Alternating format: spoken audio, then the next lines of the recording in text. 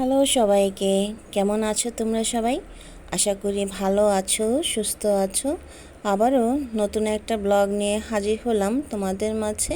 ময়মনসিংহ থেকে বাসায় এসে 5 দিন থাকার পর আবারও ময়মনসিংহের উদ্দেশ্যে রওনা দিয়েছি।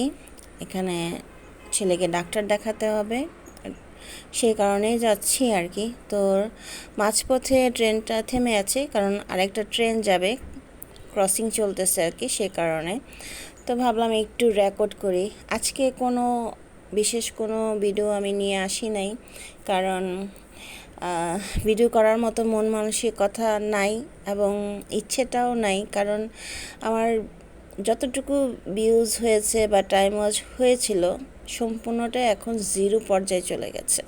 তো সেই কারণে এখন আমার আর ভিডিও করার কোনো ইচ্ছেই হয় নাই। তাই ময়মনসিংহ গিয়ে তেমন কোনো ভিডিও আমি করিও নাই। আসলে শুধু তোমাদের সাথে একটু গল্প করার জন্য টুকটাক কিছু ভিডিও করেছিলাম, সেটাই একসাথে জোড়া লাগিয়ে আজকে শেয়ার করছি। জানি ইউটিউবে অনেক ধৈর্য লাগে, টিকে থাকতে হলে অনেক পরিশ্রম করতে হয়, অনেক ধৈর্য ধরতে হয়, কিন্তু আমরা তো মানুষ, তাই না? অল্পতেই দেখা যায় ধৈর্য হারা হয়ে যায়। আবার অন্যের ভিডিও যখন দেখি তখন আবার ইচ্ছে হয় না একটা ভিডিও করি। এরকমভাবেই চলছে আর কি, ঠেলাগাড়ির মতন ঠেলে ঠেলে ঠেলে ঠেলে এরকম একটা অবস্থা আর কি। তো আর সে কারণে আর ভালো লাগে না আর কি। তারপরও দিচ্ছি আর কি, কোনো রকমে একটু একটু করে দেখি কি হয়, কিন্তু জানি না কতদিন টিকে থাকবো। এই কারণেই দেখা যায় অনেক আপুরাই ইউটিউব ছেড়ে চলে যাচ্ছে। আসলে ধৈর্য না থাকলে এখানে আসলে টিকে থাকাটাই কঠিন, অনেক ধৈর্যের ব্যাপার। আর এখনকার মানুষ না আসলে তেমন ভালো না, আগের মতো না। দেখো, আমি আমার জায়গায় 100% সৎ আছি। আমি যার ভিডিও দেখি প্রথমে একটা লাইক দেব, তারপর ফুল ওয়াচ করে তারপর বের হয়ে আসবো। কিন্তু সবাই কি কাজটা করে না। বলে না, সৎ লোকের ভাত নাই, এরকম একটা অবস্থা।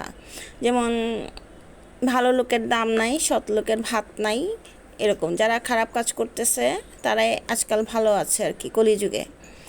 সেরকমই একটা অবস্থা আর কি। তো কে কতটুকু ভিডিও দেখে আমি জানি না, তবে আমি কিন্তু সবার ভিডিও ফুল ওয়াচ করি। কেন যে আমার টাইম ওয়াচ কমে গেছে, ভিউজ কমে গেছে, জানি না কি কারণে, হয়তো আমারই কোনো ভুল ত্রুটি হতে পারে। যাই হোক, তো ময়মনসিংহ এসে তো মহাবিপদে, বৃষ্টির পর বৃষ্টি। এই দেখো খাবার, ডিমের কুরমা আর মুরগির রোস্ট। এত জঘন্য খাবার আমার লাইফে মনে হয় কোনো দিন খাই নাই। বাদাম দিয়েছে, বাদাম আস্তে আস্তেই রয়েছে, আস্ত বাদাম, ভাঙাচোরা বাদাম। কি আর বলবো, ছেলেরা তো এগুলাই খেয়ে থাকে, বলে যে কি আর করব, যেমন রান্না করে তেমন তো খেতে হবে। বুয়াকে শতবার বলে দিল, সে বুঝে না, সে তার মতোই রান্না করে।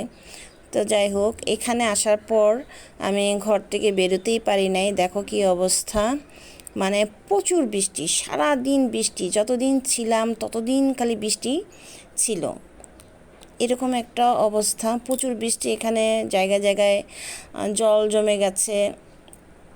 রাস্তাঘাটে তেমন জল নাই, কিন্তু আশেপাশে অনেক জল জমে গেছে। শুনেছি শহরের দিক দিয়ে নাকি রাস্তায় জল উঠে গেছে। এটা তো পুরো বাংলাদেশেরই অবস্থা, যে রাস্তাঘাটে জল উঠে যায়, ড্রেনের ব্যবস্থা ভালো না। তো যাই হোক, তো ঘর থেকে বেরোনেই এই বৃষ্টির মধ্যে ঘরে বসে বসেই কাটিয়েছি। তখন আর কি ভিডিও করব। তো ফাঁকে ফাঁকে যখন একটু ভালো ছিল তখন ছেলেকে নিয়ে একটু বেরিয়েছি। তো আবারও এসেছিলাম সেই, কি বলে এটাকে, সেই কলেজের সামনে। ছেলে খাবে, তো বসে আছি এখানে। অর্ডার দিলে দেখা যায় আধা ঘন্টা 1 ঘন্টার মতো বসে থাকতে হয়, তারপরে খাবার আসে। কারণ একজন দুজন কাজ করে, তো এত কাস্টমার আসলে হ্যান্ডেল করতে পারে না, এই জন্য লেট হয় আর কি।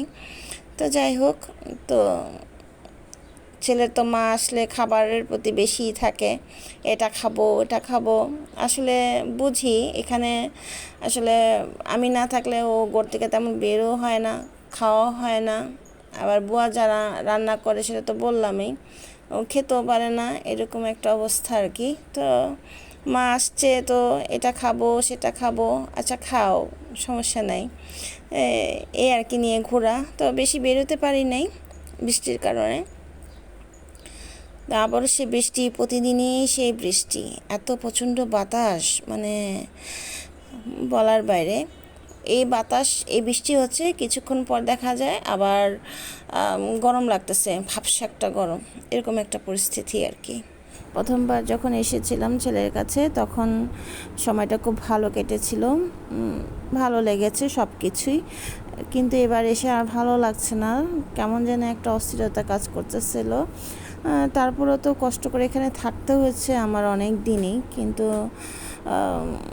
তেমন ভিডিও টিডিও করি নাই, মন মানসিকতা ভালো ছিল না তেমন একটা। আর এখানে এসে কী বা ভিডিও করব, দেখার মতো তেমন কিছু নাই। আর যতটুকু ছিল ততটুকু তো তোমাদের সাথে শেয়ার করেছি, আর কি শেয়ার করব।